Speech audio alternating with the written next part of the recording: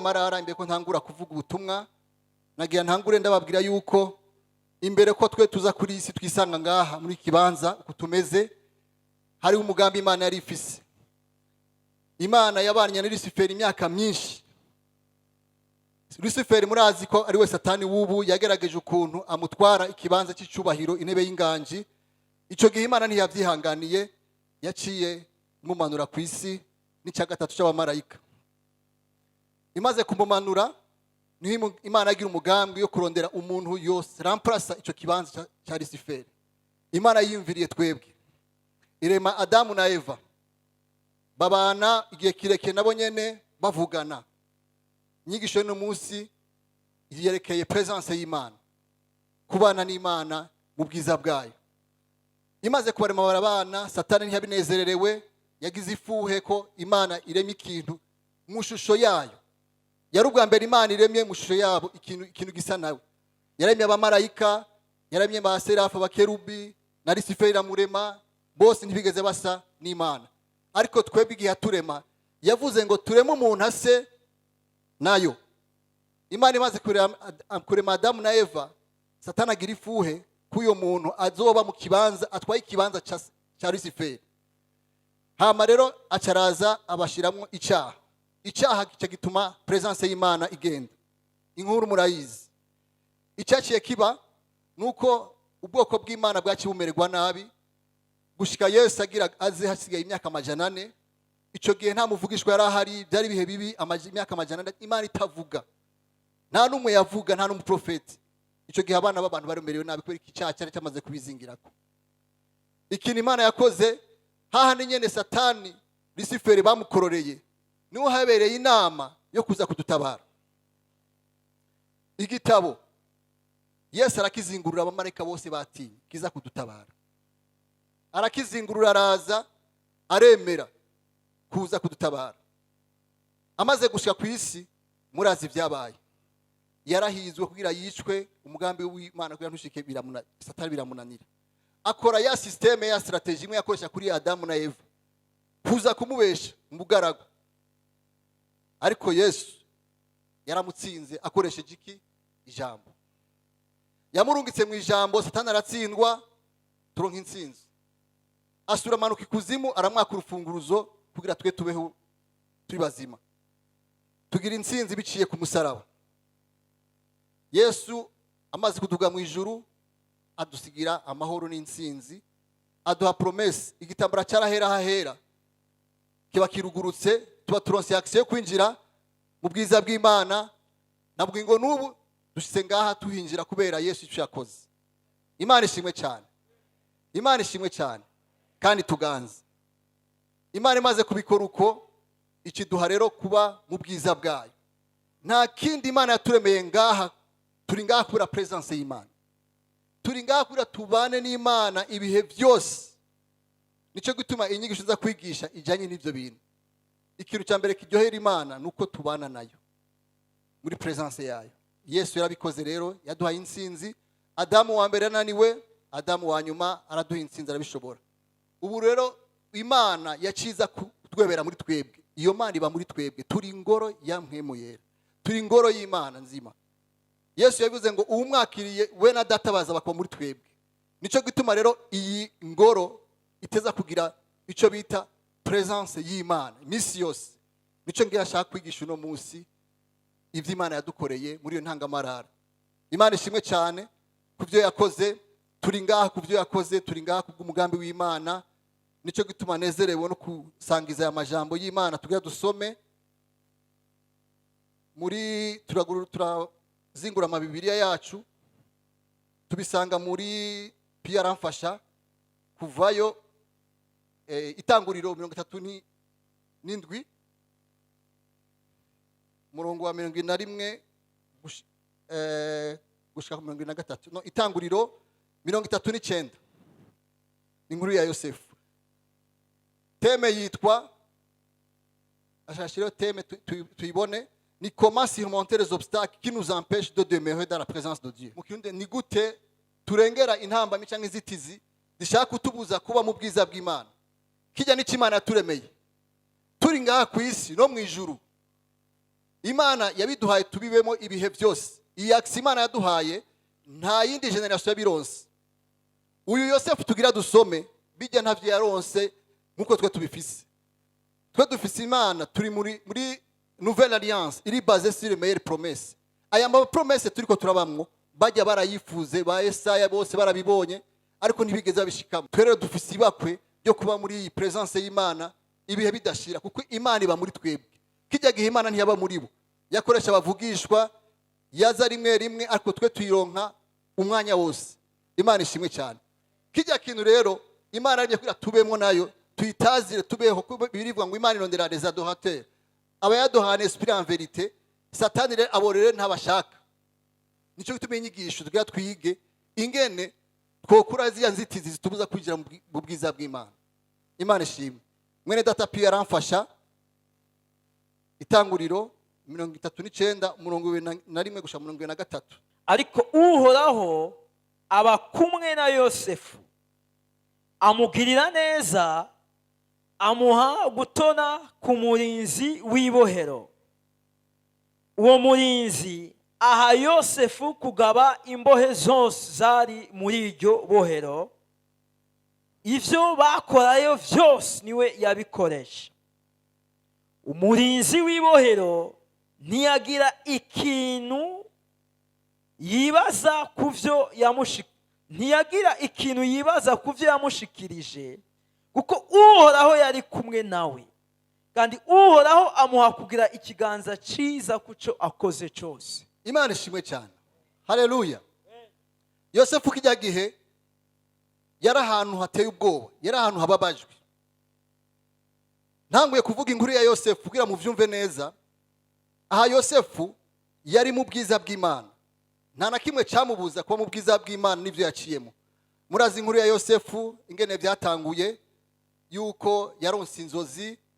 Yosefu atangungwa na papa wiwe ari wo Israeli. Yaramukunze mu bana bose yakunda, mu bana biwe bose yavyaye kubera iki Yosefu yamuvyaye mu busaza. Kandi Yosefu yamukunze kubera iki Yosefu yarafise ubwiza bw'Imana kusha bene wabo. Bene wabo baraga imikuku nawe barakora ibintu bibi cyane bidahimbara Imana, bidahimbara na se. Kuko mu bari bakuru ba Yosefu hana abantu bajyamanye n'abagore ba Israeli ariwe Yakobo. Rero ico gihe rero Yakobo byaramubabaje gose. Uyu mwana agifite imyaka 17 ari umuyabaga, se yaramukunze cyane. N'Imana yari yamukunze, yaronse ikiganza ciza. Ivyaciye biba nibiki? Yosefu acagira inzozi, Imana imuha ico bita faveur. Agira inzozi zuko ubwa mbere bene warabibabwira yuko azobategeka. Bagira inama yo kumushavurira no kumugirira nabi. Mu nyuma rota inyenyeri n'izuba bimumufukamira. Na Sara vyumva biramubabaza. Bisigura yuko Yosefu yarafise amasezerano ahazoba. Nkuko natwe urungane rwacu twese igihe twakiriye Yesu n'umukiza. Twaciye turonka isezerano, destiny nziza. Twese dufite destiny nziza. Nico gituma aya mafavere gutoneshwa n'Imana iyo bironse hari umuntu ashavura. Wa wundi yakoroka adashaka ko twinjira hamwe yabaye. Adashaka kutugira umunezero nkuko agitwara groupe de louange yari afise. Bijye yabayemo arabizi. Nico gituma adashaka ko tuba hajya ahantu kubera habaye. Imana ishimwe cyane. Gutoneshwa n'Imana Yosefu yaratoneshejwe. Satana akoresha bene wabo. Ariko ntivyamubujije kubandanya umugambi w'Imana. Reka pia dusomere muri Zaburi Proverbe imigani 8 umurongo wa 34 gushika 35. Proverbe 8 verset 34 à 35. Mwumve gutoneshwa n'Imana inyungu zavyo. Imigani 8 umurongo wa 34 no wa 35. Hahigwa umuntu anyumviriza akama arerekeye ku myugariro yanje uko bukeye, agategera ku bishimajyango vyanje, kuko umbona wese aba abonye ubugingo kandi akazotoneshwa n'Uhoraho. Haleluya.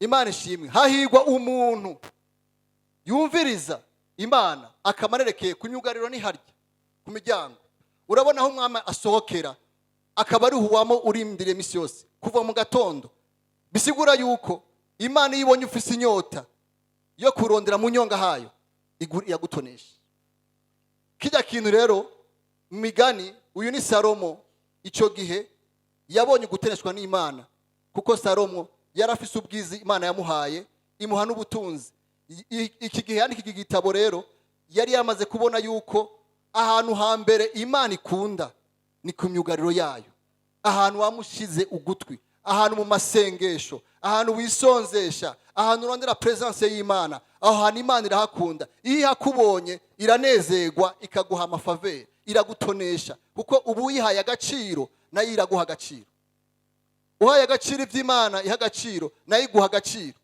iragutonesha Yosefu rero ngaho Imana yamutonesheje nkuko natwe Imana yadutonesheje mu kuduha Yesu tutabibereye twarabansi biwe mu kudukura mu byara bya Satani muraza aho twavuye muraza ibyo twaciyemo twese kugira dushike ngaha twaratoneshejwe bene data iyi ni faveur Imana yatugiriye kugira dushike muri kibanza turimo ntacyo twatanze n'ubuntu twagiriwe na Yosefu ntacyo yatanze yavukiye mu bana benshi mu bana barenga 10 abana ba 12 abana ba Isirayeli ariko niwe yahisemo iki kibanza cyo gutoneshwa ntacyo yatanze natwe ntacyo twatanze ariko nagira ndabereke igituma iyo umuntu aronse vision muzurabe kenshi n'abakozi b'Imana iyo umuntu aronse vision ikintu cya kabiri gikurikira ni intambara hacaba icyo bita persecution uyu kubera iyo faveur yaronse Yosefu yacaronka persecution vyihuta biciye mu muryango wawe nkuko natwe igihe twakiriye Yesu umwami n'umukiza aho nyene intambara ya persecution yacitangura intambara yo kuduhama dukorera nabi nabo tuvukana tugikizwa Yesu yaravyivugiye ni inkota naje gudiviza iyo wakiriye Yesu umukiza murabizi benshi hari abasohoye mu mazu hari abanswe hari abakubiswe abo mwakuranye barakwanka abavyeyi barakwanka ibintu byose ducamwo ni kura twahisemo ariko twahisemo neza twahisemo umugabo w'abagabo urutare rutugwanirira urutare nabugigo nubu rudusengera kandi rutwingingira twakurika Imana ikomeye nkuko Yosefu yahawe isezerano n'Imana ikomeye icyo Imana yari yaravuze ni aha hantu yarari mu gasho ntibyamubujije kubandanya umugambi w'Imana yaranswe na bene data reka dusome murabi byamushikiye amaze kuronka iyo faveur y'Imana murabi ico bita protection divine hacazi kigira kabiri iyo uronse faveur y'Imana Imana iraguproteja gushika ishikane rya jambo ryayo yavuze kuko Bibiri ivuga ngo Imana iri nyuma y'ijambo ryayo irishitse nimba Yosefu rero sijya vision yateza kubaho naho bagira umugambi wose kumugirira nabi reka twasome Tanguriro 37 murongo wa 19 gushika kuri 21 muze murandika bafise amakaye baravugana bati nguri ya karosi araje nimuze tumwice tumuterere mu rwobo rumwe muri ibi indira gatoyi ngo tumuze tumwice ni bande babivuze abasangiye amaraso bene wabo mwumve ico kintu ngene giteye ubwoba ngo bamwice bandanye duheze tuvuge tuti igikoko c'inkazi caramuriye tuze turabe inzozi ziwe uko zizoba shagarukiriza ngaho murazi switi byabaye bagira bamwice neza Ruben imfura ya Isirayeli kiraseruka iravuga ntitumwice tumugurishe nk'inyagano bamutwara muri Egiputa ariko yagira yicwe nkuko umwami Yesu umunsi yaseruka Herode yarondeye dekret kwica abana bose kugira Yesu ntabeho ahantu hose muzobona umugambi w'Imana ku muntu wese haziza kuba dekret yo gupfa twese ngaha harabaye amadekret nuko gusa Imana itashobora kutugurira amaso murabe ingene Imana yaturinze baturoga badutega amaksida batugirira ibiki murazi ivyo muko muracamwo ajya n'amadekret Satani yagize ariko aya madekret nta bubasha afise kurusha dekret mu ijuru Imana ifite dekre yakwanditseko naho bogira gute. Ni benshi bafashe n'inkoho abakozi b'Imana, ndabazi benshi bagashira ku pistologira barasi urusoro ntukikara. Iyo arinze Meshake na Abednego murazi ibyabaye mu muriro 4 personnes araseruka. Kubera iki? Bari bafite presence y'Imana. Paulo na Sila murazi ibyabaye, nabo babaye muri bibihe. Mordecai murazi ibyabaye, yabaye muri bibihe nawe nyene. Byerekana yuko ukabona uri kurahamwa, uri kurahigwa, umenye kuri mu kibanza cyiza. Yakobo ne yabivuze ngo munezerwe mu maepreve muko muracamo, mubibone nk'ibintu byiza cyane. Kubera iki? Byerekana yuko uri mu mugambi w'Imana. Nimba Yesu umwana w'Imana nzima yarahamwe akankwa, natwe tuza kubicamo. Ikibazo nuko iyo tubiciyemo tubabara tugashaka kubivamo. Hari n'ababivamo kubera persecution. Ariko nakubwire mwene data, aho nyene uri kurababara, aho nyene niho nyene amasezerano yawe ahagaze. Uyu musore aha nyene yababariye, aha nyene bagira bamwice ntiyidodomvye, ari songa mbere abananye umugambi w'Imana. Kubera iki? Yari afise Imana yasezeranye kandi yari ifite confiance. Ikibazo aha mwibohero yori kwihebura nkuko abandi bihebura, akavuga none jewe ziya ndota Imana yavuze eske zizoshika kweli? Kuko twe dufite amasezerano, twese turafise destiny, muga parcours tugora gushika kuri destiny. Kuko Imana ducisha mu bikomeye kuri ducika abakomeye. Haleluya. Ukabona ko uraca mu bikomeye umenye ko Imana iri gukoresha ibikomeye. Umusoda bivuga ngo turabasoda ba Kristo, umusoda kugira komere bamucisha muri formation ikomeye. Imana ishimwe cyane. Aha Yosefu rero yaciye mu ishure si rimwe gusa, aha yaciye mu bintu byo gupfa biranka. Ageze hariya muri Egiputa agira favere y'Imana kwa Potifari, murabizi byabaye. Kwera ubwenge Imana yamuhaye, azana provision, azana ubutunzi. Ariko aho nyene haca haza ikintu cyitwa tentation. Mu Kirundi ibigeragezo ni bimwe, mugabo aha mu Gifransa, mu Cyongereza, mu Giheburayo, mu Kigiriki biri kubiri. Iki gihe epreuve yaronse ya mbere ngaha niyo kumwica. Tentation rero muka Potifari amubonye n'ubusore bwiza n'akaranga, azana icyo bita tentation amutware mu cyaha. Kuko Satani yarazi Yosefu amasezerano afise, agasambana agakora icyaha, amasezerano yiwe yose azabaye ifuti. Nkuko natwe ibintu Yosefu yabiciyemo natwe turabicamo. Haraza ama epreuve kugira dushike mu mugambi w'Imana. Muga ama tentation niyo mabicana. Ama tentation ari cyo bita ibigeragezo bidutwara bidukura muri presence y'Imana. Ibi nivyo rero dukwiye kwirinda cyane. Yosefu yahagaze bugabo, aranka gusambana, aranka gukora icyaha, ahagarara muri ya presence y'Imana, yari connected. Ntigeze aba deconnected n'Imana. Aravuga ati shakuza niki jewe sinkora icyaha. Kuko ibintu Imana yambikiye biri precieux kurusha ivyo bintu girunzanire. Kuko twese haza amatantation kugira ati iyi ni occasion spéciale. Chakira. Ariko wamaze gusoma ijambo ry'Imana ati oya, imbere ni heza cyane kurusha ivyo bikuracamo. Twirinde guhendwa n'umugwanizi. Iyi si tugwana n'isi na système du monde. Muri système du monde hari ibintu byinshi bidutwara muri bigeragezo. Kubera iki? Araba faiblesse dufise. Yesu yaramugerageje araba ati estoma biranka mukate, oya hari mukate wari waranditswe muri Deuteronome uvuga iki? Sinzotungwa nivyo kujya bijya fiziki, ariko uzotungwa niki? N'ijambo ry'Imana. Bashaka kugutegera yuko udafite akazi uri umushomeri, bashaka kugutegera ku mafaiblesse. Abashomeri ni benshi, ubukene ni bwinshi bwabaye ndanse, ariko hashobora kuza ibintu bishaka kukwereka yuko umenga ni opportunity yo kuronka ibintu. Wapi? Ntuvyemere, kuko ivyo ni bito cyane. Ushobora kuba mu kigeragezo uraye ubusa ukabona ibintu byose. Wapi? Ushobora kugerageza ukabona haje umuhungu special ukijijwe atakire Yesu umwami n'umukiza, ukabona bihinda ngivyo ngo mariage. Nuwemere, siwe. Duca mu bigeragezo byinshi, amatentation ni menshi, ariko duhagarare kuko Imana yavuze. Niwahagarara kuko Imana yavuze uzoronka impera nziza cyane kurusha bijyagira uronka. Dufite neza abantu benshi mu kazi nkora kamisi yose counseling, 80% y'abantu benshi baguye kubera ibintu materiel, bahendeshwe n'ibintu materiel, kubivamo deliverance ikakigora. Nivyo Imana iragukurayo. Mugabo iyo uvyanka kare hariho ahantu ubushitsi. Rero twirinde guhendwa n'ibi bintu bidukura muri presence y'Imana, kuko presence y'Imana irengeye ibintu materiel dufise. Presence y'Imana yuzuye umunezero, yuzuye amahoro. Imana ishimwe cyane. Shaka uburare, ariko ndazi yuko Imana ihindura ibihe bihinduka. Bibiri ivuga ngo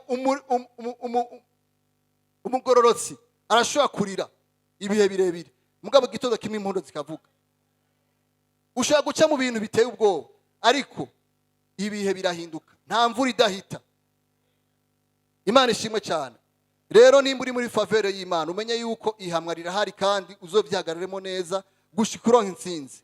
Aha rero Yosefu yarahagaze, Yesu yarahagaze no kumusaraba, agira sede aravuga ati oya, umugambi w'Imana tuza gushika.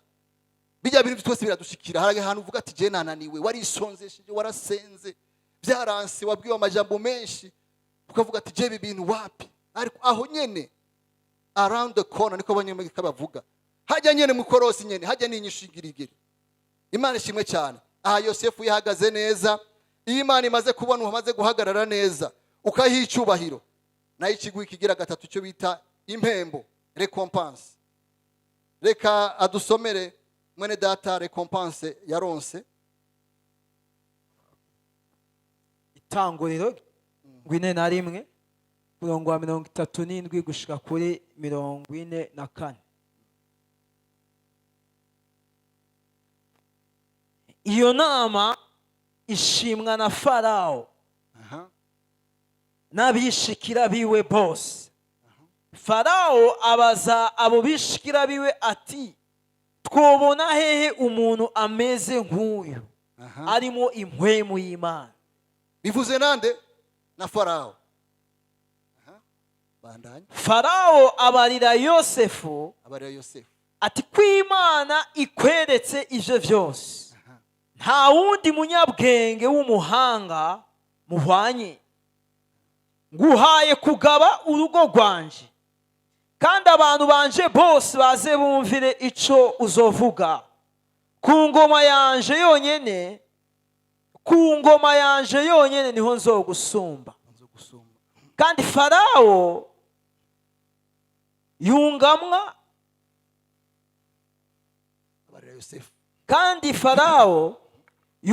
abarira Yosefu ati, raba nguhaye kugaba igihugu cyose ca Egiputa. Cyose, nta n'igipande cyose. Nuko Farao aca yiyambura impeta iriko ikimenyetso yo ku rutoke rwiwe, ayambika Yosefu ku rutoke, amwambika impuzu zera nziza, amwambika n'umugufu w'izahabu mu izosi, amuha kugendagendera mu mukogote wa kabiri kuwiwe. Bakagenda barasemerera imbere ye bati, nimumupfukamire. Nuko amuha kugaba igihugu cyose ca Egiputa. Farao abarira Yosefu ati, jewe Farao ndabivuze, ntawuzotaramura ukuboko canye ngo ashingure ikirenge mu gihugu cyose ca Egiputa utavyemeye. Imana ishimwe cyane. Murabona recompense yaronse.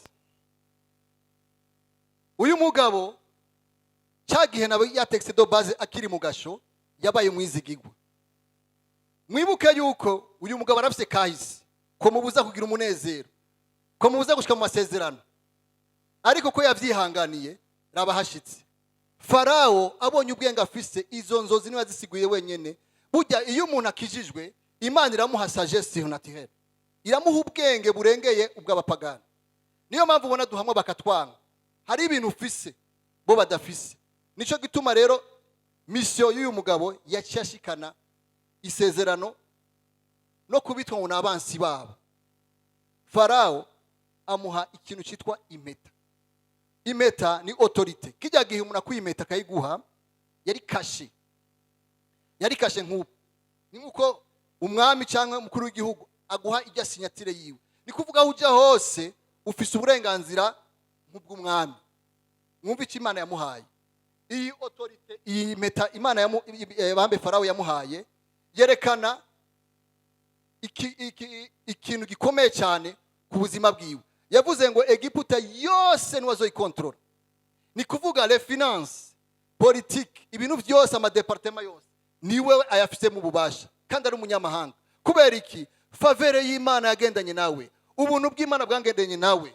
Niyo mpamvu ubuzima two turacamo iki kintu natwe Yesu yarakiduhaye. Yesu iyo meta bamuhaye, twe Yesu yaduhaye autorite, aduha bateau de commandement.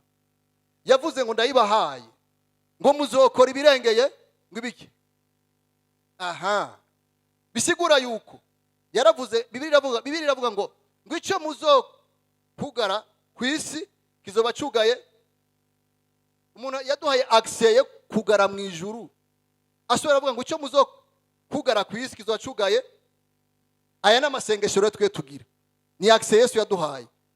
Turateresharja ibintu biva mu ijuru kubw'impeta. Ivy'Imana byose ni bya papa, ni ibya papa, ni iby'iwacu, turabana b'Imana.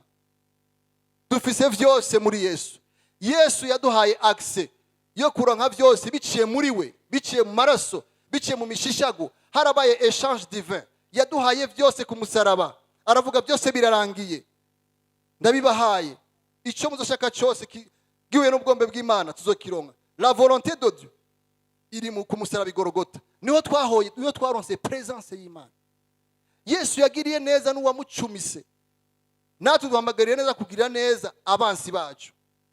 Imana yatugiriye neza ngaha mu kuduha recompense. Ni bisigura yuko iyo turonse agakiza automatiquement tuba dufise ijuru.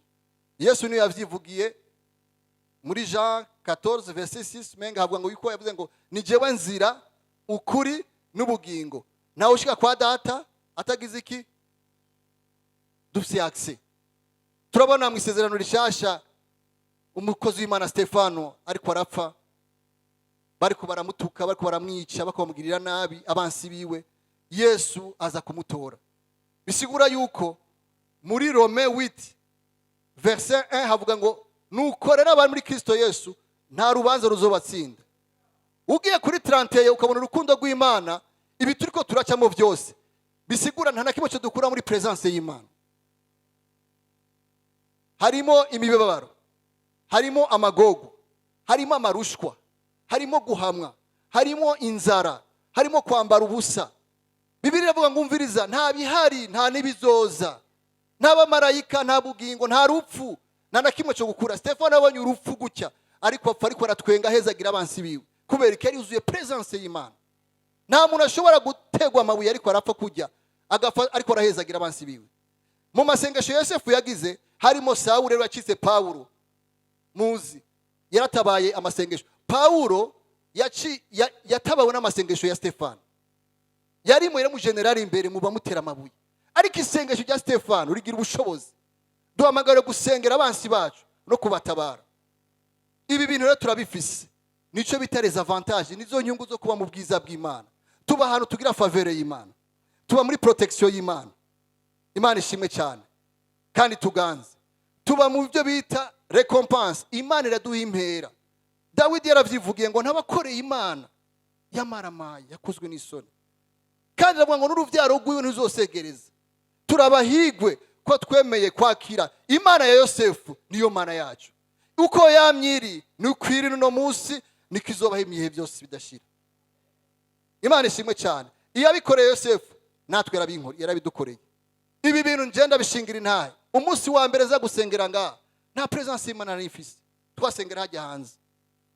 Ibintu tugira twige rero inzitizi nivyo ngenda bashingira intahe. Imana yangiriye neza kuva ninjiye aha, kuva ico gihe nubu nagiye mbona ubwiza bw'Imana. Ibi bintu Imana yavuze Imana ntibeshe, Imana ivuga ukuri. Iyi faveur y'Imana naribonye muri rushengero. Bene data, ahantu hari Imana, ahantu hari Imana nabonye faveur y'Imana, nabonye urukundo rw'Imana, nabonye kugira neza kw'Imana biciye muri bene data. Imana ishimwe cyane. Nabonye protection y'Imana. Naje ngaha mvuye gukora muri boîte, namaze imyaka 10 presence ya Satani yaranyiganziye. Kwisi yari presence zibiri, dukorera abami babiri, hariyo Satani n'Imana. Ntibazo kubesha, utari muri presence y'Imana afite presence yindi. ntibazobabeshe. Ndaza ngaha ndondera presence y'Imana, ndayironka, maze kuyironka ndabenefisa presence y'Imana. Presence ya Satani ngene imeze, winjira muri, abagiye muri boîte barabizi, winjira unezerewe muguva yubabaye, uva yubabaye. Ariko presence y'Imana n'ahantu winjira n'imitwaro ugasohoka n'ibisubizo, n'ahantu winjira ubabaye ukatsohoka kunezerewe, n'ahantu winjira uri vide ukagenda uri plein ya Saint Esprit, n'ahantu winjira wacitse intege Imana ikagusubizamo intege, n'ahantu winjira ukoronka ama revelation, n'ahantu winjira ibyawe byaraboshwe Imana ikabicagagura. Imana yabicagaguye ndonka umugabane wanje. Imana ishimwe cyane. Imana yabikoze nawe irabigukorera no munsi. Sinicuza kubana naje muri rushengero. Imana ngiriye neza. Nawe n'abakozi b'Imana barantabara, bangirira neza. Sizopfa nibagiye pastor asanga muhira. Ngira ntavyibuka mbwira ibintu byereka urufunguruzo. Hasigendwe imwe mbatiza. Arambwira ati utaza gutura urufunguruzo, sene bwa demission, utaza gutura urufunguruzo. Imana ikagura urufunguzo rwayo. Narafite imfunguruzo za fo. Ndazibabwire. Ni la clé ya mauvaise ministère. J'étais au mauvais endroit. Boîte de nuit murayizi. Au mauvais moment, je faisais la mauvaise chose. Nari ahantu habi mwijoro. Mu gihe kibi nakora ibitari byo.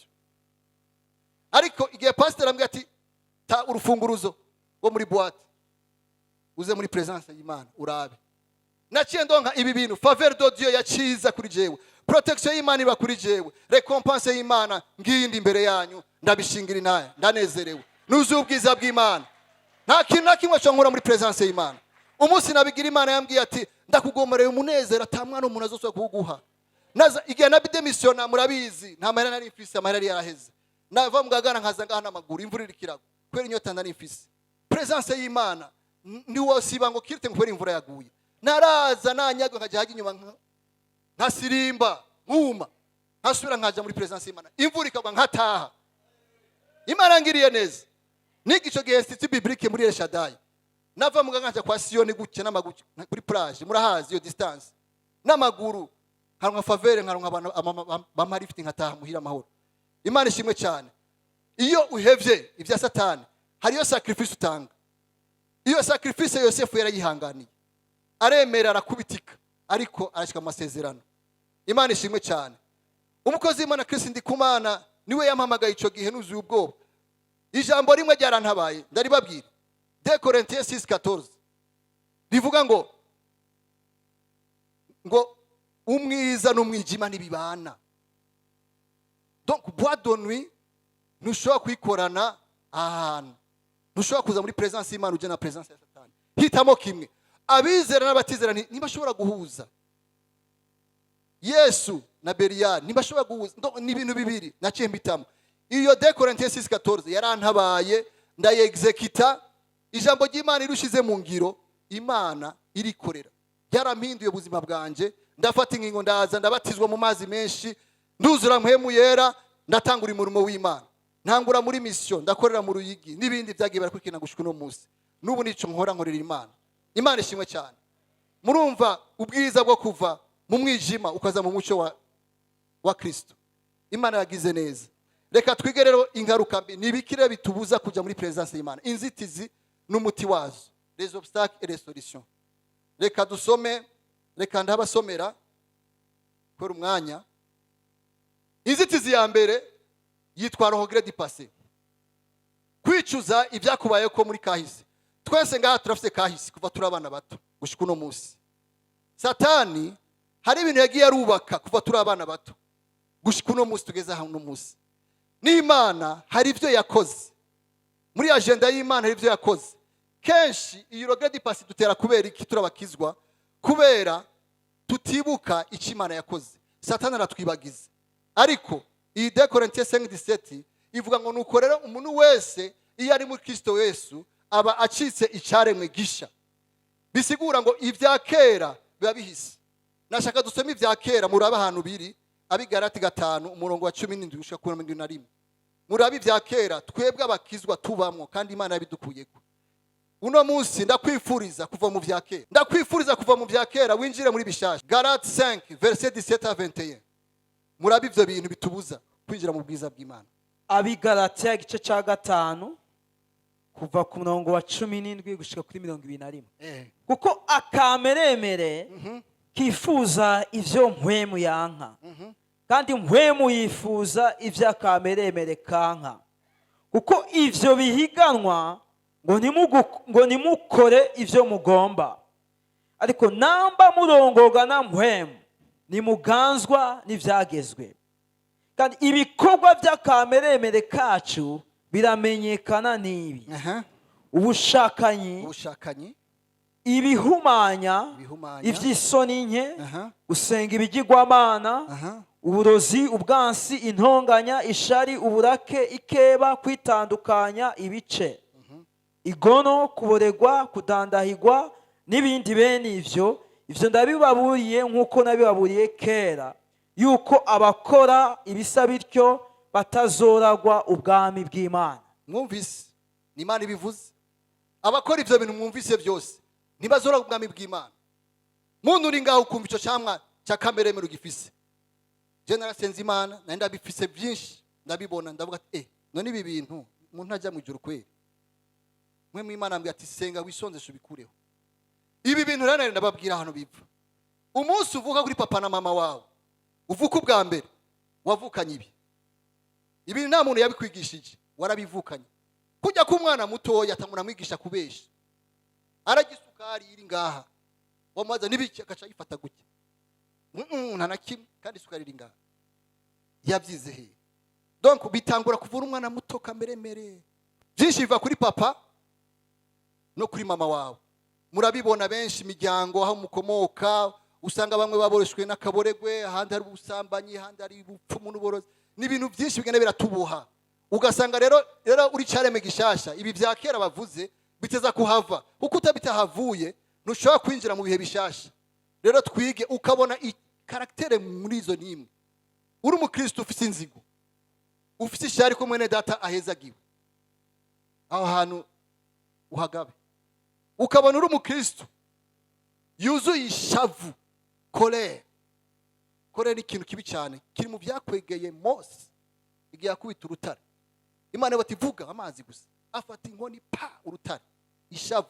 Wavuga ngo imiryango yabo yari ifite ishavu. Muzovya no mu Barundi ngo twe wacu ngo ari ishavu mu imiryango yahe. Wayo imiryango warayivuyemo. Je umunsi nkizo waje kumira ngo wari na bati ivyo je ndi umwana w'Imana ukuva ryari. Byarahindutse. Je sindi umurundi, si ya miryango bavuga murayizi ya miryango ya identity yarahindutse. Ikibazo tugira nuko iyo twakiyese umwe mukiza ivyakera bwo bidukurikirana. Rero je narahakunze cyane harantabaye. Biri mu byatumye ndondera ico bita ivyamwa byamwemuyera. Reka dusomera kuri 22. Ukijijwe rero uca wama 22. Ariko ivyo mpwemu yama, urukundo, umunezero, amahoro, ukwihana, kugira neza, ingeso nziza, kuba umwizigirwa, ubugwaneza, ukwirinda, ibimeze bityo nta byagezwe bibibuza. Amen. Ibi vyamwa byamwemuyera nibyo byatabaye Yosefu. Yosefu yarafise ivyamwa bene data, baramukoreye ikibi bene wabo, ariko ntigeze arogreta ropasi. Yagwi mashima Imana ari correct, kuko iki kintu n'inzitizi igituma utajya muri presence y'Imana.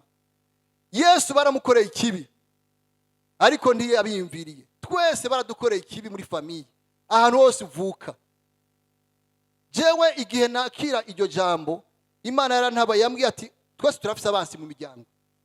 Apana mu miryango, mu kibano, ku kazi. Donc abansi ntushobora kubabura. Ibi bintu bibiri udashobora kubuza abantu. Ntushobora kubuza abantu kukwanka no kukuvuga. Ivyo birazwi na Yesu baramuvuze. Yavuze nzorinda nza ku isi mukiri muri ivyo, ariko narabahaye insinzi. Ikintu cya mbere rero Imana isaba muri ivyo, pardon, utanga imbabazi. Winjiye mu bihe bishasha, ngo byose bishe bicika bishasha. Ibi bihe bishasha bisigura yuko ahubwo birarengeye ko Yesu yavuze ibintu bikomeye. Iyo ndiko nabibwira abantu baravuga ngo ivyo bintu biragoye. Yavuze iki?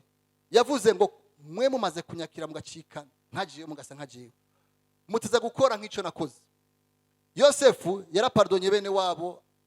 Iyo ashaka yari kwihora, iyo ashaka muka Potifari yacamushira muri prison, iyo ashaka bene wabo yo no kubashira muri prison. Ariko urabona yari abahobereye ararira. Icambere cerekana ko hariye benshi baravuga ngo naramuhariye, muga benshi ugiye kurabusanga batahariye. Je ni pardon verbal, naramuhariye. Ariko au fond ntiyamubabariye. Umuntu wa mbere yanyigishije pardon ni Dawidi. Dawidi yaratabaye Sawuli.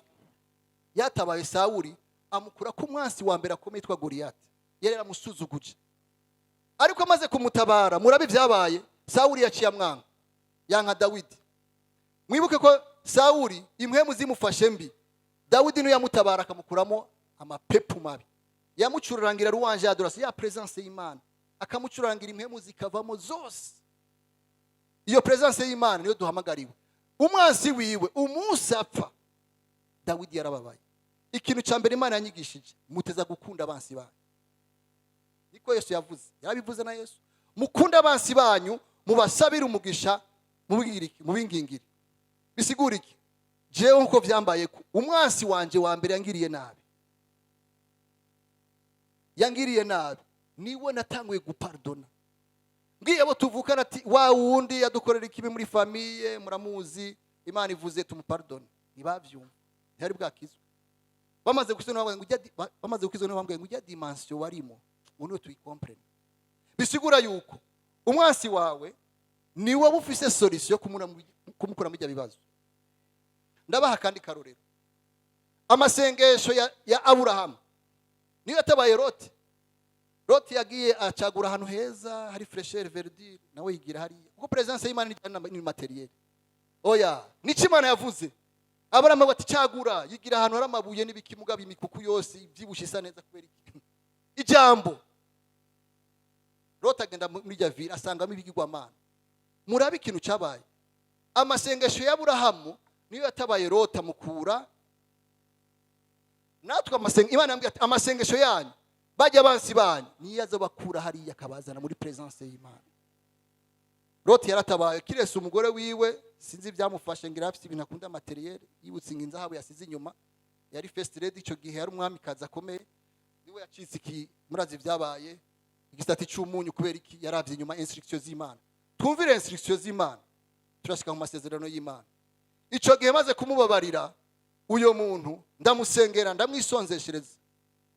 Ari gupardona no kwisonzeshereza umwansi wa ico kintu kiragoye. Icambere kwanseza kumukunda. Umukunda kubera iki Imana nyigishije ati kubera iki mutegera mushavurira abasazi. Muramaze kubona murashavurira umusazi. Nta numwe agutera ibuye akuvume na polisi nikorako. Kuko uyo muntu yapfiriye he? None Imana yambwiye kubera iki none abantu baruta amakara abasazi mutaba pardon. Imagine umuntu akwifuza kuwisuma kwica. Bibiri ivuga ngo sitana ni mali. Arakizwa. Barahari mu mafamiye. Baraturoga. Umuntu akwifuza kukuroga, umuntu akubeshera, akwifuriza inabi, agucira icobo. Uyo muntu ni gikoko. Umusazi nashaka kukurondera inabi nkiyo. Umusazi nashaka kukuroga nta rubwenge afite bwo kuroga no gwisuma ubwenge nabafise no kubeshera. None nimba pardon umusazi gute rero uruta amakara umusazi utumupardon. Niyo mpamvu Yesu yavuze ati tabara musengera abansi banyu mubasabira umugisha. Uyo muntu namusenge nabwo ati Imana ntazofata kijijwe. Yankore iki? Icambere Imana ikunda yuko umuntu mupardona ko pardon iragoye kumva. Dete ne yumvikana ideni. Yesu yadukuye ko amadeni yose twarabansi biwe. Aduharo kadoro plus précieux ya mbere iki ubugingo. Nimba ari ikintu cyambere abapagani bati bajya abansi bacu batinya urupfu. Uzora we kumpanda bariko barahamba. Nuko atatermometre hari bajya bose babera. Bose babejejwe bajya kumpanda bakora mu reka. Ariko bafa ko bagakaraba bose. Maisha nanderere bashaka muri bya. Ariko kumanda hajya bose bajya bose baravye hajya bose babameze kujya baciye bugufi. Baratinya urupfu. Yesu kado ya mbere yaduhaye yamanutse mu kuzimu amakuru funguzo satani gwiki warupfu na kuzimu n'umwansi wacu nico tugiye kumugirira. Nimba ari ikintu cyambere abapagane baratinya urupfu. Baratinya urupfu kuko baraza aho bagiye barazi recompense. Si ya yindi imwe twabona iwacu. Oya tuzoronka impera mu ijuru zo kwambika ibitsi oya. Bo baraza aho bagenda. None imagine rero umwansi wawe umusengeye akava mu rupfu. Umva iyo mpera itaryoshe. Imana ni nziza cyane. Naramusengeye yaraje ngaha muri MINEVAM avuye i Buraya aza gusenga, ndabwira ati wabonye ko yaje muri presence y'Imana. Amasengesho yacu niyo atabara abasi bacu. Ndakora ikindi kintu naco inkimwiranyi yambwiye, uyo mwansi wawe niyagera mu ijuru uyu utarapardona, uno musi uve ngaho mupardonye cyangwa kumusengera, ndakwinginze azoshinga navuga ati naramugwiriye nabi ujya mugabo, ariko mwiyumvire aca kuri ibyo Yesu yababwiye, aza kunkunda, aza kunsabira imigisha, aza kunyingingira, ajya amasengesho yiwankura mu mwiza, ubundi mu ijuru kora amasengesho ya mwene data. Biri he? Yohani 3:16 Bibiri ivuga ngo ukubwo urukundo Imana yakunze abari mu isi wagize iki? Watumye itanga umwana wayo kugira abamwizeye bose baronka ubuzima. Abo bansi twebwe yaduye ubuzima budashira Yesu. Hama muri 1 Jean 3:16 ni hore iwacu havuga ngo kuko Yesu yatanze ubugingo bwiwe ku bwacu. Aha twese turi ngako ni nezirita ya Yesu. Yesu yaradusengeye natwe ngo tanga ubugingo bwacu kubw'aba ba bene data. Utaratanga ubugingo kubw'abe, turi muri periode ya mission. Tanga ubugingo kuri rya famille yawe twabisengeye. Tanga ubugingo ku bansi bawe. Tanga ubugingo kubagukorera nabi. Tanga ubugingo. Ubugingo ni gute? Uremera ukisonzesha ku mwansi wawe. Aho ni gutanza ubugingo. Ijya ngo naramuhari oya. Fata iminsi wisonzesha. Twese turi ngaha turi rezitaye kuva nga kwereka ibara dusengeye. Je bansengeye amezi 3 kugira mve muri Boadon. Iyi groupe yitwa Dynamite. Denise ari he? Denise. Okay, amuseruki. Niyo bishingire naye. Bansengeye amezi 3 kugira mve muri Boadon. Iyo batansengera. Murumva ivyo byabaye. Nanje kwera bansengeye twize gusenga. Aha muri ishengero barigisha gusenga. Nibo bana amasengesho ne yantabaye ankura muri kujya kuzimu haje. Anzana ngaha. Natwe dusengere abantu abansi bacu. Je ntanguye kumenya Imana naciye ndahira ndavuga ati Imana nta muntu azoja kumpanda ari umupagani muri famille. Uzo kwiyaranje ukundi kose ndamusanga mu bitaro ndamwatuza mugabo neza kumusengera. Kandi kuva nsenze uko nyene nta muntu aragenda hari. N'abantu cyo genda tanga gusengera baciye bakizwa. Rero twe turi nyishu y'imiryango yacu. Turi nyishu y'abansi bacu. Turi nyishu ibidukikije byose. Imana duhaye ububasha. Rero kuva uno musi nimba utarapardona, pardonne. Ni inyungu yawe. Kuko dawa twese turi mu ijuru, Yesu ntiheduhe ngo tuvuge nka peruke. Yaravuze ahantu hamwe hagora abantu ngo tubabarire ibyaha byacu niho bagereza abakristo. Oya yaciye avuga ngo complete nkuko murahavuga ha pratique babarira babagiriye nabi. C'est ça la récompense. Kuko celui qui pardonne ressemble à Dieu. Imana ishimwe cyane. Iyo ni inzitizi ya mbere rero muzo nabonye muri rohogere di passé abantu benshi ni bapardona. Bene data du pardonner, dufite ibikomere, dufite ama deception, dufite ibintu byose byagiye biradusunikira mugambi w'Imana. Hari abantu bakugiriye nabi bagusunikiye mu mugambi w'Imana. Yosefu bamutaye mu kinogo baramugurisha bamusunikiye muri destiny yiwe. Muka Potifara muhemukira nko baguhemukiye, baraguheba baragira ibiki byose bagusunikiye muri destiny yiwawe. Ni benshi ngamfusa abamwakundana babahevye atara bavuye ku isezerano ry'Imana murarira, ariko basunikira mu mugambi w'Imana murabishingira nayo. Ni benshi bavuye mu bubuzi barakwirukana injustema. Aho kazi Imana itagashaka, Imana igusunikira mu kazi keza. Ni benshi twaciye mu bintu byinshi kugira iki? Imana iradukomeza, uradukomeza abandi.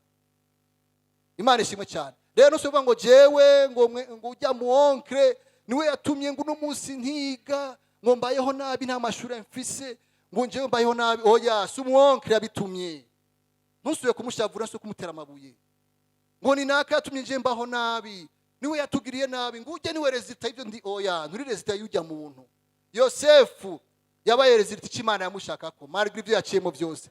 Bene data arabababariye, arabaha ibyo kurya. Umwansi wawe ukwiye kumugaburira. Ndabishingira intahe. Je hari umuntu yankuye mu kazi. Nkora icyo jambo ry'Imana rivuga. Ndamuhengera bamukuye mu kazi. Ndamushira amafaranga. Ndamushira ratio. Ndamuhaye amahera cyarakorera mu musozi. Bibiri ivuga ngo umutaye ko makara. Ya. Ari rungura, yarahiye. Aravuga ibintu birabaho. Mu bisanzwe principe y'isi, le malheur des uns fait le bonheur. Ariko twebwe ubabara n'abababaye ukanezerwa.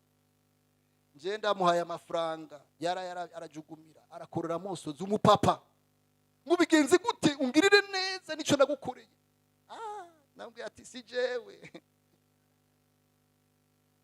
Constitution shashi ivuga uko nakiriye. Amen.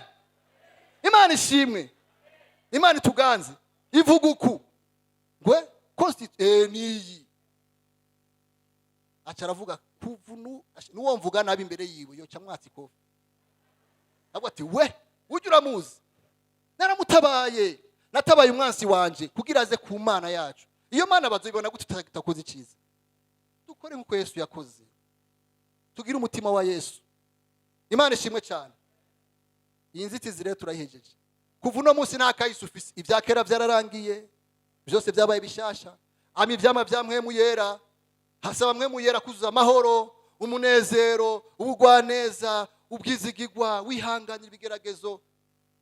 So connecte. Ico gihe Imana izokugirira neza. Kahise karaheze. Ikintu gusa wemereye. Satani arazubwe kugira gutwara umunezero afyonda rubuto yero pasi. Nguribuka naka, nguribuka. Kandi indirimbo y'uno munsi si afyondeje. Uno mushasha gufyonda belle famille cyo bagukoreye. Ukibiki ibintu bibagukoreye, umunezero ragiye. Ejo akavyura umwana w'imfura yananiye. Urumogi ngugo ibiki umwana ananiye. Abana baratwara umunezero abavyeyi bye. Imana yabinyigishije. Nico gituma Imana yacu kene kutuzura umunezero. Kuko nta muvyeyi numwe yonezerwa abonye umwana wiwe ababaye.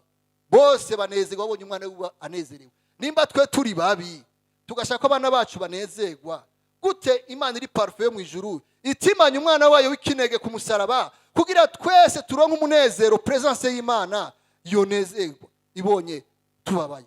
Imana ikene ko tunezerwa, Imana ikene ko dutwenga. Kuko mu bintu regret du passé harimo ingwara, bijya bintu biratera ingwara physique. Hari abantu kuri batapardonye bagwaye ama ulcère ya estomac, bafise ama migraine kuko amapanse yabo ni ropasi. Uribuka indirimbo ya kera, le diable bamwita l'accusateur. Nico gituma ubona Yesu yanse gukora hori ya Satani. Mwari muzi ko Yesu yamaze imyaka 3 muri ministère, Yuda mwiba muri konti. Il n'a jamais accusé Judas ngo wamusuma ugumura twe muri konti kubera iki. Jésus ne peut pas nashobora gukora hori ya Satani. Si umwakizateur yarabizi, Yuda yaramwiba mizi, Yesu yarazi byose.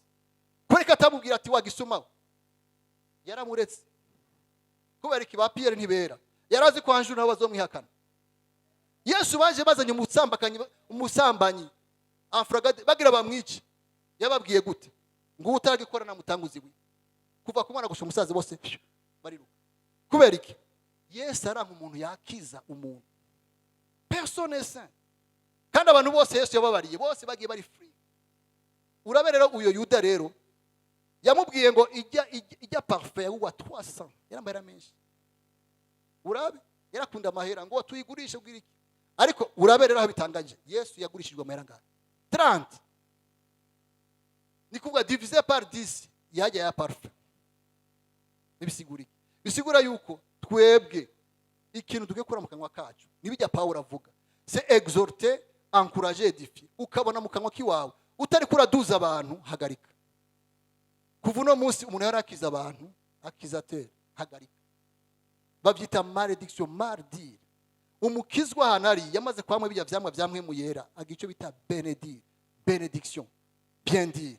Imana iguhezagire, Imana ikurinde, Imana ikugirire neza. Naho kanwa kacu Imana ikuduza.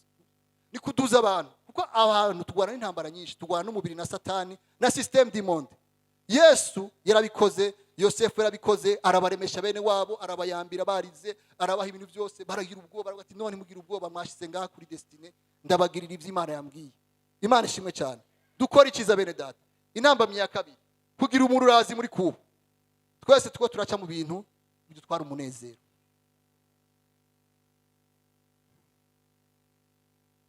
Kubihigwa nibiriko biradushikira. Le dégoût du présent. Nasoma abi Filipi 4 umurongo wa 4 havuga ngo mwame munezerwa mu mwami wacu iminsi. Imana mbwiye none ndababwira munezerwa iminsi yose kuko mutanezerwa iminsi yose. Ngo ndabivuze ubugira kabiri mugira iki? Ukabona muri Bibiliya ahantu besista bavuga ubugira kabiri. Ahantu menye ko Imana ifise inyungu. Ukabona ahantu Yesu avuga ngo nukuri nuko ndabibabwiye ahantu uhatebe. Imana irakeneye ko tugira umunezero. Kuko umunezero uzana longevité, umunezero uzana kuramba. Harimo inyungu mugira umunezero. Turi ingoro yande y'Imana, turi le temple de joie. le temple de la grâce.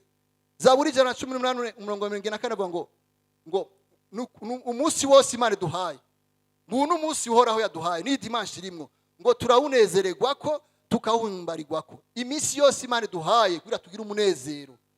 Imana irasiza ko tugira umunezero kuko umunezero muri Yakobo niho bivuga yuko devise y'ubwami bw'Imana murayizi hatangura kugororoka agasubira amahoro n'umunezero. Imana irasiza ko ijya presence y'Imana bijya bintu bitatu tugororoka tukezwa tugasa na Yesu tukagira amahoro nka Yesu yari afise. Kwanza Yesu yari yadusigiye yavuze ngo ndabasigiye amahoro ngo abisi badashaka comprendre genda yabahaye. Iyi verse rero irahereza ivuga ngo ubugwaneza bwanyu bumenywe n'abantu bose ngo umwami wacu ari hafi ngo nimugire icyo mwiganyira ibyo tuko turacamo byose tukora ibi bintu turasenga hari bitarishugwa bitarawa manifeste uragira iki uringinga gushika biba manifeste urumva ugaca wifate no gukenguruka ngo maze amahoro y'Imana arutukuye menywa n'umuntu wese azoshibamira imitima yacu n'ivyimviro byacu muri Kristo. Ateramena ahantu habiri hahandi hakomereka hamaze gukira n'ivyimviro satani igwa aratera. Donc ahantu mu mitima no mu vyimviro hataza kuba freedom tuza kwidegemvya akaba atakintu na kimwe kikwagiriza. Aya mahoro rero turayakeneye kuko aya mahoro niyatuma ibintu byose bihindura. Aya mahoro ni twayaronka. Yesu yavuze muzo kwinjira ahantu hose. Shalom amahoro. Baze kuyakira nimwigire. Kwari ki yavuze amahoro? Mu bisanzwe amahoro niyatuma presence y'Imana yigaragaza. Amahoro. Aya mahoro nitwagira amahoro nka Yesu yavuze. Hari inzu zigira ama divorce. Zo kwinjira divorce cyazihagarara. Ama divorce azohagarara aya mahoro tuyafise. Kuko bazoyabona urabona karaktere umuntu aragira. Arayandukiza. Umuntu afite umunezero aragucomekamo. Abana iyo batashe babonye umuvyeyi afite uyu muntu yababaye ujya mubabarura bafite habavye no munsi wabonye mama wabonye papa barakubona visage yuko abantu uyu muvyeyi no musinzi cyabaye mugabo abanye utashe ufite umunezero ufite agasashe la joie kubera iki barakubona la face. Nico gituma rero uyu munezero uteza kuba mu misi yose. Yosefu yagize umunezero muri prison ntiyibutse ibyabaye muri kahise ako yabaye umwizigirwa ujya mukuru wa prison aramuha ubwizigirwa bwose gushikashike kucyo yamuhamagariye. Imana ishimwe cyane kandi yaronse recompense iya nyuma ingwara ya nyuma la peur de l'avenir ubwoba bwa kazoza turafise agenda yitwa Jeremie 29:11 murayizi mwese agenda y'Imana Jeremie 29:11 ivuga ngo kuko imigambi Imana kuko ivyiyumviro plutôt ivyiyumviro Imana twiyumvirako ni ivyiyumviro vy'amahoro. Ya mahoro ragarutse amwe Yesu yavuga atari ivy'ibyago bya Satani kugira iki ngwiduhe ngwivyizigiro byo muherezo ryacu. Wabonye ya recompense ivyizigiro byo muherezo ryacu. Ikintu cya mbere Satani akoresha kikigwanisho akubwira ngo nimba uno munsi habavye ejo ni habi gose. Definition yo bati tuva mu bibi tujya mu bundi. Ariko akibagira ko dufite definition y'Imana ivuga ngo tuva mu bwiza tuja duwemera iyo ntambara yo kuja kugira ubwoba bw'akazoza. Muri Bibiliya haravuga yose iyi 366 fois ntugira ubwoba iyi iratuzagira ubwoba. Yesu yarabivuze ngo ntimukiganyire ngumviriza ngo inyoni zijya mubona byose zirabayeho zitarima zitabiba zigiri mwebwe mufise agaciro vous êtes sur le temple de Dieu muri ngoro ya mpemu yera niki ntazobaha ibyo ducamo byose duhumure dufite Imana yasezeranye kizo bishikana ntugira ubwoba bw'akazoza. Entreta iyi ngwara rero ya peur de l'avenir itera ingwara nyinshi abantu bagwaye ama hypertension beide n'inzo riri hagute birapfuye karacitse karabaye no dufise Imana urumva ivyo uri kuracamo iyi ngwara ndapfuye abaganga bakubwiye ntuzokira ubwoba bukagutera akazi karaheze kontra iraheze mu nsengere donc ubwoba abantu benshi baragwaye imitima hypertension sinzi ko maze kubona ibintu bitwa ama AVC yasaze ama AVC yasaze kubera iki ibintu bijya byibura twumva kera ngo ama traumatisme ama stress n'ama AVC koratera na bene data biko birabafata kuko nabo barategwa n'ingwara. Iyi ngwara rero tuyevite igira gatatu. Satani yatsinzwe roho grade pass agatsindwa ro de good praise acha yataka la peur de l'avenir. ibigwanisho byose ashobora kubivanta aux enchères kabigurisha, ariko asigaza kimwe gusa cyitwa découragement. Icyo ntarekura découragement. No mu bakozi b'Imana barabadekuraje, baraca mu bibazo. No mu duhamagare gusengera abakozi b'Imana, nimuzi imitwaro bafise. Niyo mpamvu Yesu yasengeye ba Petero, yarabona fardo bafise n'abasengeye kugira iki Satani ntabi. Rero icyo nkundira Imana, Yesu n'ubu n'umuavoka kandi umu intercesseur acha dusengera. Nico gituma iyi ngwara yakazoza yugira ubwoba tuyanke mu izina rya Yesu. Twaturi ivyizigiro vy'Imana, uvuga ati yasezeranye izobikora, ntaco nzoba. Uhoraho n'umwungere wanje. Dawidi yarabihishuriwe Psalm 23 murayizi. Uhoraho n'umwungere wanje sinzokena, ntaco nzokena. Kandi amajambo afite ubushobozi. Nimba Yesu yatubuje kuvuma, yarazi puissance de la parole, la proclamation. Nimba musezerano rya kera babwiye amagufa ngo jya kwinyama n'ibiki bigakunda, ntibashaka kuhugara. Nico kimaze Imana ikeneye ishimwe riva mu kanwa k'abana bayo. Nico kimaze ukabana ahantu hatse mu kimaze kinezera Imana, kibabaza Satani. Shima Imana muri byose. Yobu yarabigize arashima Imana, ntabwo wagize wakazoza. Imana yamusumbushije. Natwe amashimwe yacu niyo azotuma dushumbushwa muri kazoza. Akazi urindiriye kazova mu mashimwe. Umugore urindiriye mufasha azova mu mashimwe, kuko Imana iramufise mu biganza byayo. Niki Imana idafise? Byose yarabitwemereye. Ibyo ukeneye byose, iyo guérison ukeneye, abaganga bakubwiye ngo karabaye. Murumva intaye muri kanguka. Kansere zirakira, sida zirakira, nanda kimwe kinanira Imana. Ibimuga biramuguruka. Ngaca aramugurutse 2000 mu hôpital militaire, arahaguruka biramuguruka. No, ijambo ry'Imana rirakora, turi pratique. Duha agaciro agenda y'Imana, duha agaciro agenda y'Imana, natwe uzoduha agaciro. Imana ishimwe cyane. Ubwoba buragahera mu izina rya Yesu Kristo. Umuntu afite ubwoba bw'akazoza uno munsi uvyibagire. Uvuga ati ubuzima bwanje, ubwingo bwanje narabuguhaye bwose, n'ubwawe nta na kimwe mfise kiwanje. Ico gihe uzogira insinzi. Imana ishimwe cyane kandi tuganze. Verse ya nyuma duhereza ko Zaburi 91 14 16. Psalm 91 verset 14 16. Kuri 16 yo duhereza ko avuga ngo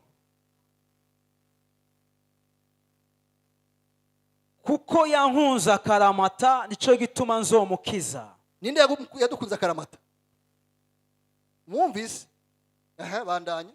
Nzomushira hejuru kuko yamenye izina ryanje. Azonyambaza nanje ndamwitabe. Nzobana nawe mu marushwa. Ndamukize muhe icubahiro.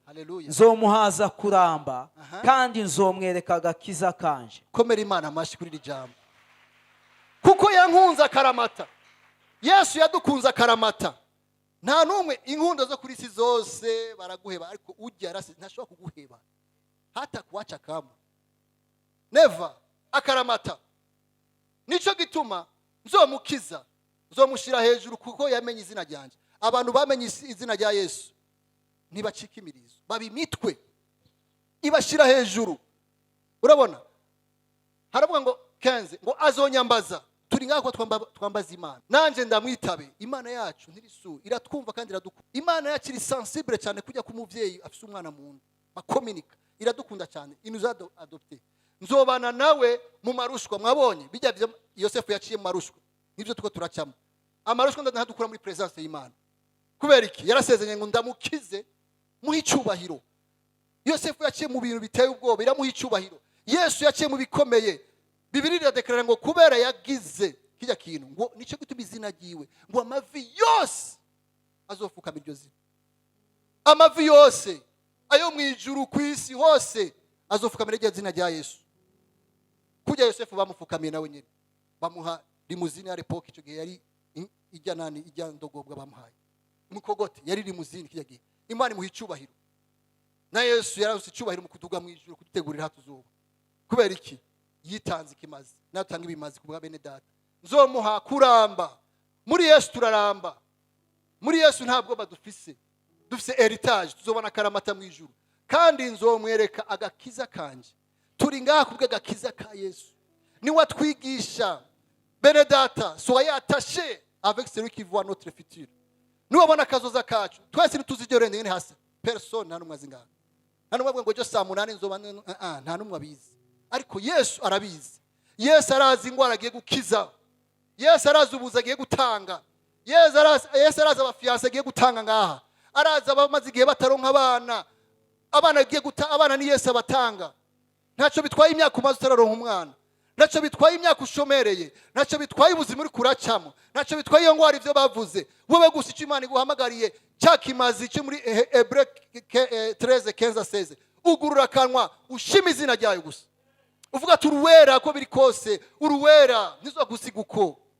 Iyo atabaye Daniel na Meshaka na Abednego iri ngaha. Iyo atabaye Eli iri ngaha. Iyo atabaye Yesu kumusaraba iri ngaha. Imana ishimwe cyane. Tube atashe na Yesu nuwabona akazuza kacu. Ntusuye kugira ubwoba. Ndiko ndakurotira mvuga ati iki. Abantu bose bicujije kahise. Mwataye umwanya mu kwanka abansi banyu. Imana ikabaraba ati none urasa na Yesu. Ifukusa na Yesu. Utarakunda umwansi wawe nturasa na Yesu. Uracyari uwisi. Kuko arakwanka nawe ukamwanka. Arakuroga nawe ukamwidodombera. No, mukunde hindura karakter. Tugire karakter nk'iya Yesu. Duse nka Yesu. Dukore nka Yesu. Nico twahamagara ko muri presence y'Imana. Iyo presence y'Imana tuzoyibeneficia. Tugira umunezero tuko turaca mu bibazo. Niba kubaza ati ni kuko ufise amahoro uzababwira. Niba kubaza kuki uzuye amahoro uzababwira. Niba kubaza kuko ufise ibyishimo uzababwira. Haleluya! Yesu yatugiriye neza. Imana ishimwe cyane. Desire nyereka ya foto ya wa mukozi w'Imana. Nagenda bereka umuntu afite onction de joie kwisi. Mufise ibintu adafise. Urabona uyu mugabo yavutse 1980 muri Australia, umukozi w'Imana. Nta maboko yavukanye, nta maguru. Umunsi avuka mama we yaragize ubwoba aranga kumwonsa, muni gihume. Unaba nta mwana yabyaye abana be. Uyu mwana baranga kumwonsa. Ariko uyu Imana yamugize un instrument de valeur. Urabona uyu mukozi w'Imana. Imana yamushumbishije. Uyu yigisha umunezero ku university. Mission yiwe abana bagakizwa. Amakaprice yose hasi. Gute yogira umunezero atamaboko n'amaguru ufise. Abafise amaguru n'amaboko bwati ye turivugisha. Uyu muntu kwe afise umunezero. Murabona uyu mugabo. Imana yamugiriye neza. Yamuhaye umugore mwiza biciye mu gutazira. Ruwanje adohaso. Ibi nakundigisha presence de Dieu. Presence y'Imana adafise amaguru n'amaboko. Presence y'Imana umutima. Si bihimba ufise. No, n'abadafise amaboko bara uyu raba umugore yamuhaye. Raba recompense. Raba recompense y'uyu mugabo. Yamuhaye abana b'abahungu beza. Imwongera amahasa y'abakobwa. Raba uyu mugabo afite ubuzima bwiza aratunze. Atunze Imana. Iyo utunze Imana n'ibintu materiel biguha. Yesu yavuze murondera ubwami bw'Imana ukugororoka. Ibisigaye byose biri mu maboko y'Imana. Abana yarabafise mu kiganza Yesu yarabamuhaye. Umugore w'igitangaza baramuravye ati byagenze gute? Presence y'Imana ntiyayitaye. Muri universite baramutuka, mu kibano baramutuka ngo nacu uzovamwo, urakamuga, nwize, raba ntavyo ufise, none uzobaho gute? Ngujya bamutwenga bose, ubu yarabahaye akazi. Famille yabo ni wayitunze ubu. Aratunze umukozi w'Imana cyane. Yuzuza umunezero. Ama universite yose yagiye presence y'Imana iruzura abantu bakuzura. Ibihumbi n'ibihumbi birakizwa kwera uyu mugabo. Nimba uyu mugabo adafite amaboko n'amaguru akaba yakoze ibi bintu. None we Imana yaguhaye amaboko n'amaguru ukabugenda gutya ufise ubugingo nk'ubwo afise. Uyu muntu nkawe gute nawe utokorera Imana, Imana ikakwesha cyubahiro. Amakaprice yarahevye byose arabiheba ntidodomvye kahise. Niyavuze ati Imana kubera ko wandemye ntafise amaboko n'amaguru, kubera ko intasa nabandi ntiwidodomba ukuri. Umuntu wese uko Imana yamuremye uri kimuga, uri byose Imana ifise intumbero. Afise iherezo ryiza. Afise Yesu. Afise ibyo kwisi abantu bifuza. Afise ibigaragara byose. Afise n'ijuru. Duhagarara ku ijuru cyane. Imana ibaho umugisha. Dukorera Imana. Dukorera Imana. Tube delivré. Kuvuna musikayise nuso kwidoga uko wavutse. Peu importe umuryango wavukiyemo. Ivyo bagukoreye muri kahise. Ntuso kuvyibuka. Ahagutabiye ikintu Imana ikwemere gusa. Ushime kahise ivyo Imana yakoze. Nico Imana kwemere gusa uno munsi. umere nka Dawidi ati mutima wanje himbaza uhoraho namwe imbambo byose mushime izina ry'Uwagera. Mutima wanje himbaza uhoraho niwibagire neza twese ngaho Imana tugiriye neza twaciye mu bikomeye nimba tugisingaho no munsi nuko Imana yakoze ibikomeye. Imana yakoze ibikomeye. Nagira amamagarero umuntu atarakira Yesu umwami n'umukiza yihuta ronka ibi bintu. Ushaka favere y'Imana ngwino ukizwe, ushaka protection y'Imana ngwino ukizwe. Iyo mfira mu kaboregwa no muri boîte bumva ndi Imana yarantabaye nawe iragutabara ntacyo bitwaye ivyo ikuraca mu ngwino Yesu aguha ubugingo, ngwino Yesu ahindura amateka y'ubuzima bwawe, ntacyo bitwaye ivyo waciyemo utarakira Yesu umwami n'umukiza. Ngwino wakire amafavere y'Imana, wakire protection y'Imana, ngwino wakire recompense y'Imana. Jewe narapereza ibintu bibiri nkiri muri boîte de nuit nagenda bibabwira. Imana yambwiye ati kijya gihe wabuze umunezero ku isi ubura niki n'ijuru iri hariya, ariko umunsi naza kwakira Yesu umwami n'umukiza j'ai bénéficié des choses. La présence y'Imana umunezero kuri isi aronka n'ijuru. Imana ishimwe cyane. Umuntu atarakira Yesu umwami ndamwinginze naze yakire Yesu amugire neza. Uyu munsi mu mateka y'ubuzima bwawe uze kuyandika. N'abicaye base kuza nibaze uyu munsi muri karne yawe wandika ati date inoubliable, date inoubliable. Ngwino papa Yesu abaho umugisha, Yesu abaho umugisha, Yesu abaho umugisha cyane. Iyi ni isezerano rya mbere rikomeye cyane kuva mubaho. Waravutse kuri papa na mama ubugira uvuko bwa kabiri ureke Yesu akurongore. Ngira nababwire ivyo yabatwaye byose Yesu azobashumbusha. Imana ishimwe cyane. Yaduce bugufi sura amajambo ati mwami Yesu ndaje imbere yawe ndaciye bugufi ndakwakiriye umbere umwami n'umukiza ubugingo bwanje. Kuva uno munsi niyemeje kuzogukurikira, kuzogukunda no kuzogukorera. Satani ndagusezeye n'ibyawe byose, n'ibyaha byawe byose, n'imivumo yawe yose, n'ingwara zawe zose, n'ubukene bwawe bwose. Kuva uno munsi citse umwana w'Imana, citse icaremwe gishasha. Ibyakera byose birarangiye, byose bicitse bishasha. Ndagushimiye kunkuye ku muvumo wose wankurikirana uva kuri basokuru n'abasokuruza. Amaraso yavuye ku musaraba anyoza ibyaha byanje kandi antunganye. Ndagushimiye kumbabariye ibyaha nakoze, nanjye ndababariye umuntu wese yangiriye nabi. Icubahiro n'inganje bizokugarukeko mu izina rya Yesu nzishima, amen. Komera Imana amashi. Nagira nakire rero byihuta abantu bafite izi ngwara zitatu. Abantu bose bafise kahise mwumvise bya bintu. Umuntu wese afise umuntu yabitse mu mutima atara pardon, ntacyo bitwaye ivyo yagukoreye. Nagira mpamagara abantu dusenge ngaha, abantu bafise ibikomere, abantu bafise ibigwara, abantu bafise ibintu byose. Umvirize hari ama estoma kira, naratuje umuntu umwe acakira intestin na estoma unye sur place spontané kubera iki arekuye ikintu cyari cyaramuzinditse. Umuntu wese afise ingorane, afise umururaza, afise umunezero, Yesu aratanga umunezero. Ngwino Yesu ahugirire neza, ngwino mwivumbure ibintu byose. Umuntu wese yakubabaje ngwino umuharire, umuntu wese yakubabaje ngwino umuharire. Imana iraba umutima, hari ibintu bigiye guhinduka kubera uwo mutima uzanye imbere y'Imana. Amateka arahinduka kubera umutima wuguru imbere y'Imana. Imana iranka abantu bagira ubujyajya. Imana ikunda abantu bari sincere, mube sincere devant Dieu, mube honnête. Imana ibona imitima yanyu, irazi ibyo waciyemo. Uyo mugabo yakubabaje muharire, uyo mugore yakubabaje muharire, uyo muniesi wo muneve, uyo mubersere, iyo belle famille, ibyo yakoze byose ngwino isuka imbere y'Imana ati Imana ndabisusa imbere yawe uno munsi, shaka kwidegemvya.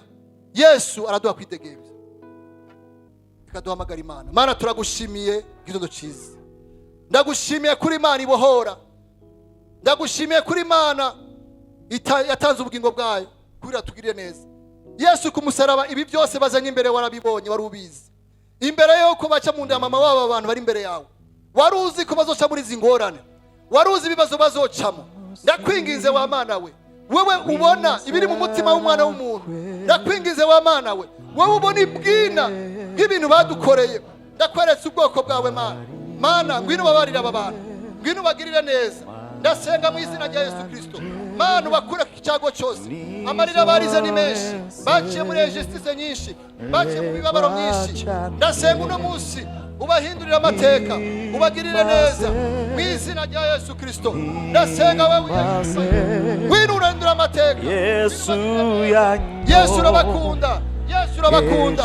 Ndakwingize wa Mana we, ngwino babarira aba bantu, bagirira imbabazi, bagirira imbabazi Mana. Ibintu byose byabateye bibave ko mu izina rya Yesu Kristo. Yesu aragukunda, Imana ni papa wawe ntacyo uzobura. Shikama muri Yesu mu izina rya Yesu Kristo. Bikomera by'ubikahise gishabu mu izina rya Yesu bisohoke. In the name of Jesus. Power, power. Kira mu izina rya Yesu, kira mu izina rya Yesu, kira mu izina rya Yesu. Wakira gukira mu izina rya Yesu. Wakira imbabazi z'Imana, wakira imbabazi z'Imana, wakira imbabazi z'Imana.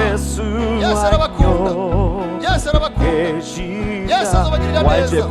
Ndagushimiye Mana, amarira y'umugororotsi ni menshi, kahise kabi ndakavumye mu izina rya Yesu Kristo.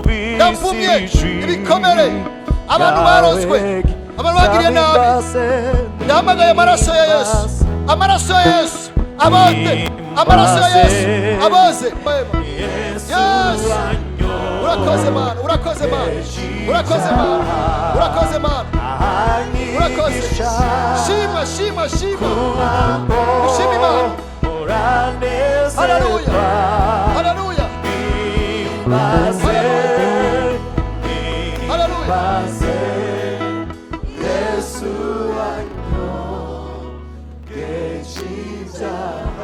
Yesu yatwagaje ibyaha mu maraso yiwe, ibyaha birahunga mu maraso yiwe.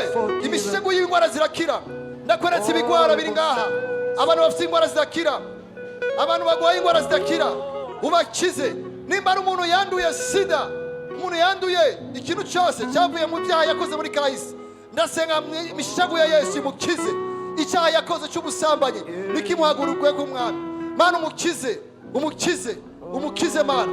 Umuntu wese yakomerekejwe, agwaye n'indwara za hypertension, agwaye ulcère estomac, agwaye amane kumeneka umutwe kubera ikintu bamukoreye, ndakwingize wa Mana we, uzukize mu izina rya Yesu Kristo.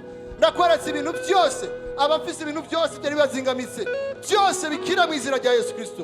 Ndagushimiye wa Mana we, nagira abatura insinzi. Subiramo aya majambo ati Mwami Yesu, ndakuzamura ibiganza, ndagushimiye kumpaye insinzi hejuru ivyo naciyemo, hejuru ivyo bankoreye, hejuru ivyo nakoreye abandi.